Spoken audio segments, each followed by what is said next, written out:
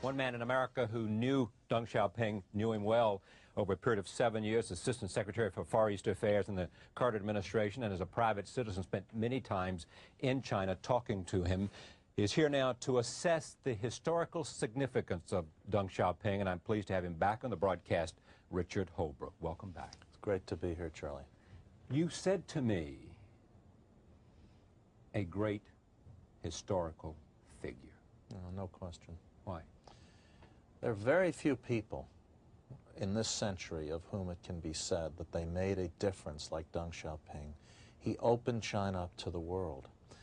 He increased the per capita income of 1/4 of the world's population by a factor of 3. All the things that we see on television today, the beauty contests, the economy, even the Tiananmen demonstrations, which he crushed, were a result of his opening. He was a great man. Other than Nelson Mandela, probably the most extraordinary living person in the world up to his death. In the last 2 or 3 years, he had faded from leadership, but his presence still hung over China. He did everything he set out to do when he returned to power in 1978. After 3 purges, the first one in the 1930s, 2 during the Cultural Revolution, he did everything he set out to do to make China a great nation again, except one thing. He couldn't manage the transition from a full communist dictatorship to a more open society without tremendous political repression at the end. And this will be a cloud over his otherwise extraordinary achievement. Now, do you think he would have the same view? Deng Xiaoping, we must remember, was born under the Empress Dowager. He lived the life of the century. He was a founding member of the party. He was in France with the communists. He did the Long March. He survived the most intrigue-filled battles within the party. He was up, down, and up again. And then he fought through the Civil War as commander of the 8th New Route Army, wrested power from the Gang of Four, and he believed, I'm certain of this, having watched him, he believed life was a struggle. When you talk to him about deaths caused by problems, he waved them off.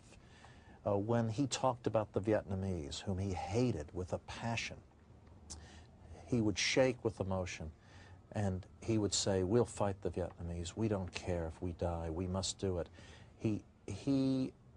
Therefore, he would disagree fundamentally with what I just said, because to him and to all Chinese leaders of his generation, and they're now gone, life was a perpetual struggle. They had seen more deaths and probably contributed to them than any imaginable leader. What did he believe was China's destiny? That's a very easy question to answer. He believed China's destiny was to be a great nation again. And when he regained power in 1978, at the age of 75, he set out to make it happen. And he pretty well did it. Why did he hold on to power until his 90s? Why not give it up? Why not encourage? Well, that's a fascinating question. China has not had a peaceful and orderly transition of power in a century. He didn't believe that China was capable of orderly transitions. So he held on to power, stepped gradually back from the front ranks, put in his first set of protégés in the early 80s. Both of them fell. And then brought in a second group of protégés who were tougher and stepped back again. Then he reopened the economy in the South with his famous last visit to Xinjiang Special Zone, and then he stepped back again. But he let go very gradually because he was desperate to prevent China from going back into a period of turmoil. Go ahead. But the jury is out. I want to be clear. Most officials will now say to you today that the transition already occurred. But you know something? We don't know. The transition really had 2 phases. The last 2 or 3 years when they jockeyed while he was still alive, and now a new phase. Jiang Zemin is already in his early 70s. He will be the leader, but he doesn't have this historic power with his roots in the party, the bureaucracy, and the army. Deng is the last Chinese who had 3 power bases, and therefore power will diffuse at the center in Beijing. Power will diffuse to the provinces. The entry of Hong Kong into China will create a new money center in Hong Kong. And I would like to stress that no matter how calm it will be now, and there's not going to be any crisis now, there will be an evolution to a historic new destiny for China, and nobody can predict it. And you don't have any idea what it's going to be? How could Because anyone? the forces at work. What did Napoleon say? When China awakes, it will shake the world. China is awake, and China's future is the great strategic question mark hanging over Asia. Deng's vision was clearly understood. Since 1978, when Carter and he began the dialogue, which Mike Oxenberg and I were privileged to be part of, we knew Deng's vision. It held for an extraordinary 19 years. But now a new vision must replace it. And I want to stress, the people Deng picked as his successors can't stick around too long. They're too old. And the next generation is an uncertain group of people. Does the United States know who these leaders are, this next generation? And do we have contacts at the level of Assistant Secretary to Assistant Secretary over there, in the level of Pentagon to General over there? In the military, where our contacts are pretty poor. On the civilian side, the businessmen may know these people better. Hank Greenberg at AIG may know the next group of leaders better than the U.S. government, as he knew Zhurongji better. People like Lou Gerstner, who have constant contacts and are much more welcome in China. IBM, AIG.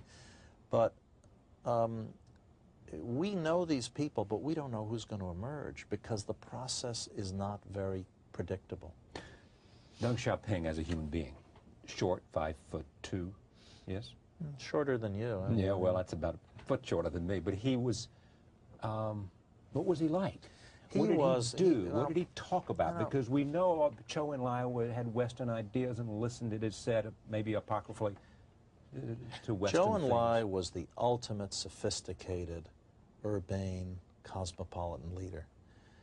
Deng Xiaoping gave a much rougher edge, and he was underestimated by the West at first.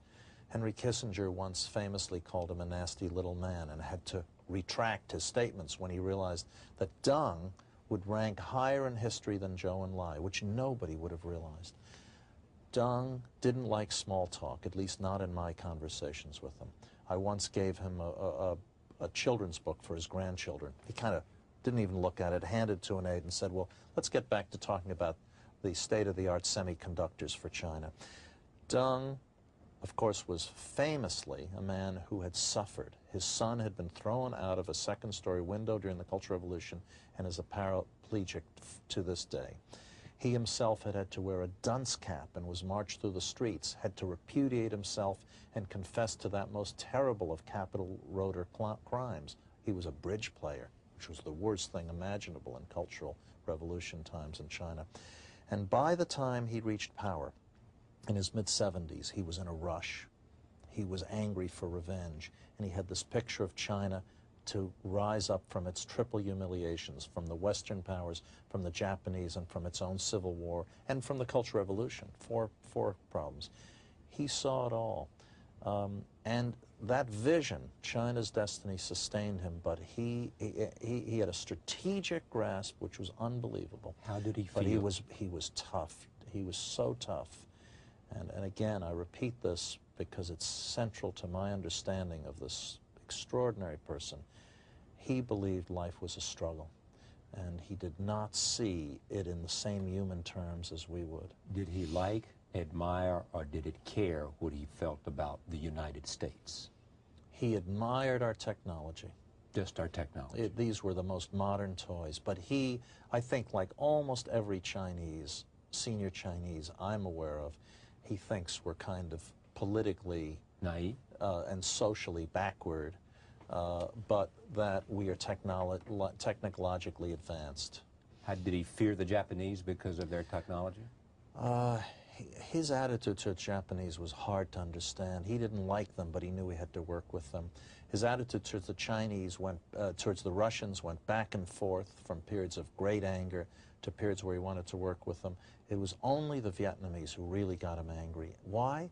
Because Vietnam, a small little country by Chinese standards, that should have been part of a larger Chinese empire, in his mind, kept sticking it to the Chinese. And that's why in January of 1979, he launched this punitive war against the Vietnamese, destroyed the northern 40 miles of Vietnam, but in the end, failed in his mission. It was a great setback for him. And in the end, his legacy is that he opened China.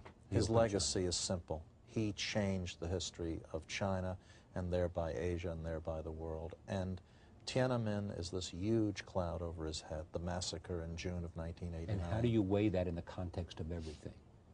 It was a terrible mistake. There's no excuse for it. And it was totally unnecessary.